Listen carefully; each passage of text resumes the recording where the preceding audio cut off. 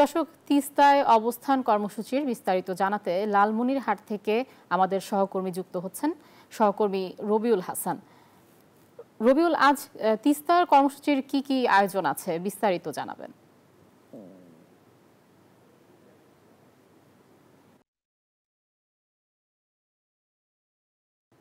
রবিউল, শুনতে পাচ্ছেন নিশ্চয়ই। আজ তিস্তার কর্মসূচির কি আয়োজন আছে বিস্তারিত জানাবেন।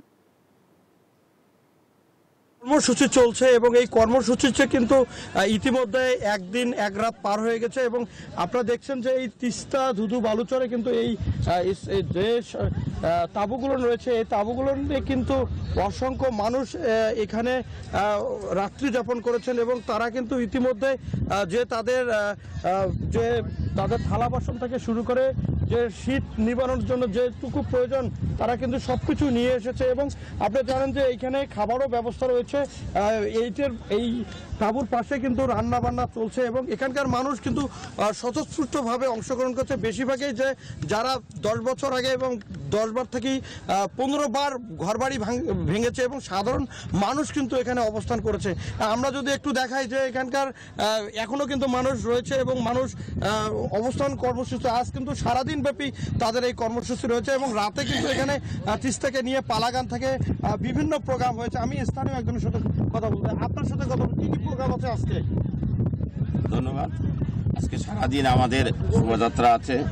আমাদের এখানে হাজার হাজার লোক আসবে, সাংস্কৃতিক অনুষ্ঠান আছে, বিনোদনের যে সমস্ত বিষয় আছে, হারিয়েও যাওয়া ঐতিহ্য আজকে এখানে ফুটিয়ে তোলানো হবে এবং আমরা দুপুরের পর বিকালের দিকে আমাদের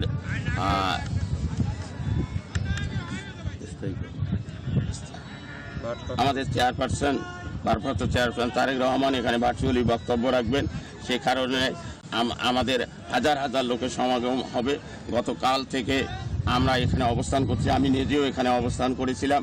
আমাদের এই আসনের প্রার্থী এবং দীর্ঘদিন যিনি এই আসনের লোকজনকে নিয়ে হামলা মামলার মোকাবেলা করেছেন বেশ হাসান রাজীব প্রধান, উনিও আজকে এখানেই রাত্রি যাপন করেছেন এবং আজকে এখন থেকে বিভিন্ন ইউনিয়নে বিভিন্ন পেশাজীবী লোকজনকে এখানে আসার জন্য আহ্বান জানাচ্ছি। ধন্যবাদ। আপনি যে জানছিলেন যে এই তিস্তা ব্যারেজ এলাকায় যে পয়েন্টটি আছে এই পয়েন্টে কিন্তু রাত্রি যাপন করেছে হাজার হাজার সাধারণ মানুষ এবং গতকাল কিন্তু এখানে বিভিন্ন শিক্ষা প্রতিষ্ঠানের শিক্ষার্থীরা এখানে জমায়েত হয়েছে এবং বিভিন্ন প্রোগ্রাম করেছে এবং এই ছিল সর্বশেষ আমার কাছে। আয়শা, রবিউল, আপনাকে ধন্যবাদ।